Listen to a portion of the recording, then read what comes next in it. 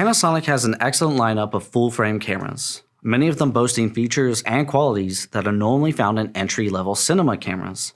Compared to the competitor mirrorless systems, Panasonic has always been in last place for one key feature: autofocus.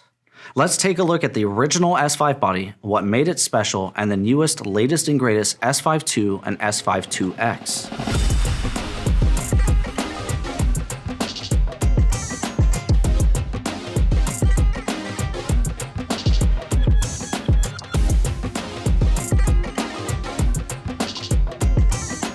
The original S5 was Panasonic's true entry-level full-frame mirrorless camera. Jam-packed into the smallest body Panasonic manufactures is the same excellent 24.2 megapixel sensor found in the S1H.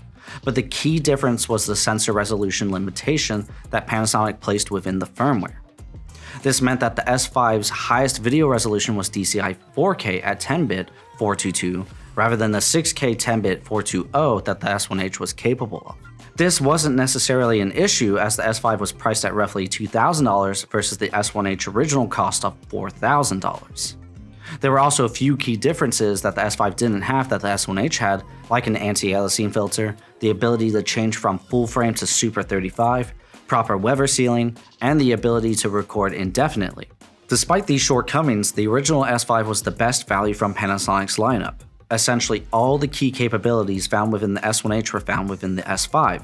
This includes the 14 stops dynamic range, the 5-axis image stabilizer that's rated at 6 stops, anamorphic D-squeeze, a plethora of video codecs and frame rates, the ability to shoot vlog but output a LUT into the monitor or viewfinder, built-in time-lapse function that converts all the photos into a final video, flicker decrease, a variety of color profiles, vectorscopes, histograms, and everything in between. With all of that in mind, it was hard to not like the S5 even from a business perspective.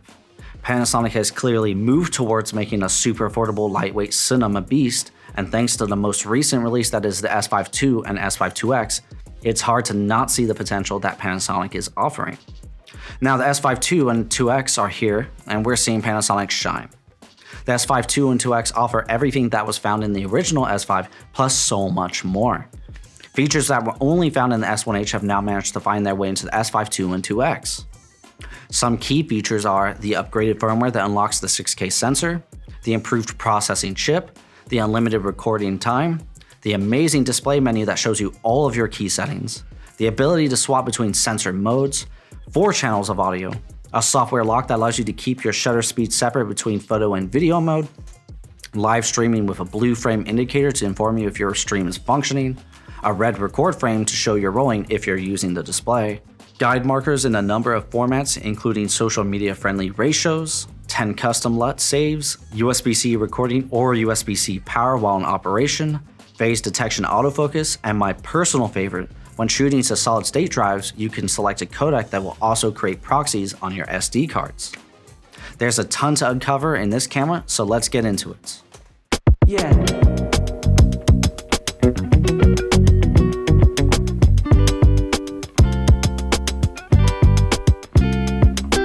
Let's compare the original S5 body to the new S5 IIx, and please note I will be referring entirely to the S5 IIx from this point onward. Looking at the body overall, we can see a few noticeable differences between the two. Besides the S5 IIx all-black matte finish and the slightly chunkier body, the key difference is found here at the top of the camera where the eyepiece and hot shoe mount sits. On the new S5 IIx, this is because a cooling fan has been placed inside the eyepiece to pull hot air away from the sensor. We can see the vents located on the sides of the eyepiece, plus a third hidden above the lens mount. Not only is it a great location to dump heat, but it extends the eyepiece away from the body, making it much more comfortable to shoot with if you're utilizing the electronic viewfinder. Moving on, we can see a few of the buttons have changed size, but besides that, the general placement of them is similar enough where if you're coming from any other Panasonic S-series camera, you'll have no issues jumping right into this body. Despite the overall positive changes to the form factor, some of the buttons and switches feel a little less premium than the original S5 variation. For example, the S5 on and off switch feels a little bit more durable than S5 IIx on and off switch. And I know most of you won't be bothered by such a change, and it's a little bit nitpicky, but I felt like it was worth mentioning. Looking at the front of the camera, one very positive button change was the shifting of the lens release button forward away from the rest of the body. This gives you a much more tactile feel for removing the lens versus the original S5. Now let's take a look at one of the best changes in the S5 II and IIx, the full-sized HDMI port. This is one of the most useful fixes that Panasonic could implement, and it's such a massive improvement over the original S5 with its HDMI mini.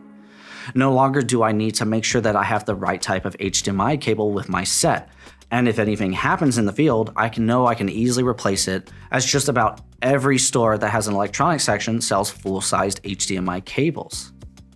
Anyway, the last key change I want to point out is the shift away from the mounted hole brackets to the bar brackets for straps and cages. This has had a few positive impacts on the camera rig market because now companies like SmallRig and Suray have begun developing cages that mount into 3 points versus the old S5 and S1H cages, which only mounted via 1 or 2 points.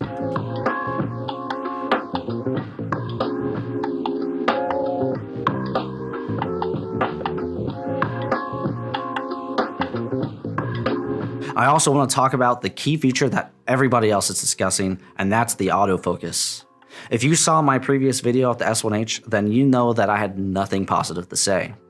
When I was shooting video with the original S5, the autofocus was equally as terrible. Under rare circumstances or exceptionally contrasty areas, the autofocus rarely performed positively. But when shooting photos, I did find the S5 to be significantly better than S1H, and even found it to be a massive upgrade from what I was normally used to at the time. When photographing portraits, I could easily rely on the camera to nail 90% of the shots, which was brilliant compared to the S1H. And when I was shooting landscapes, it was about 70 to 80% accurate, as if I find the camera choosing weird objects to the left or right of the viewfinder. This didn't have any noticeable issues as the landscape images were shot at f11 or higher, but it's just not ideal. Now I know everyone is talking about how the new S5 II and IIx are for autofocus, but I want to temper some expectations. Is it a massive improvement from previous Panasonic cameras? Yes, and yes is a massive understatement. In a side-by-side test with the original S5, we can see that the S5 IIx performs significantly better across the board. Granted, I haven't extensively used the S5 IIx yet, but I have shot a wedding where the camera was on a gimbal with a 35mm prime set at f1.8 in a very dimly lit room. And after that, I can safely say that it's a massive improvement. I did notice some quirks with the autofocus on the S5 IIx. For example, it functioned better when the lens was zoomed in. I also noticed that if the lens needed to be stopped down to f10 or lower due to the sun being too bright, the autofocus would struggle to keep track of whoever was being filmed. I'm sure these issues will eventually be sussed out, but until then, I recommend that you shoot at least 35mm and f7 or lower for optimal results. Plus, it never hurts to pack some ND filters. Again, I know I haven't had the S5 IIx for very long, but honestly, I only have 2 minor issues. First, the battery life is worse than the original S5 when shooting to SD cards, and it's significantly worse when shooting to solid-state drives. It's not a deal breaker for me, as the energy draw is most likely going to the cooling system, which is always going to be a win in my book. Plus, you can use a portable USB battery to extend life, but you have to give up your one USB-C slot. The second minor issue is that the weather sealing is not up to the same standards as the S1H. This camera has the potential to be one of the greatest travel video cameras on the market, but it's unfortunately only rated for 0C to 40C environments like its predecessor. I'm sure it'll work great in hot climates over extended periods with some power issues, but I wouldn't trust this camera in freezing environments as the camera is not freeze resistant like the S1H.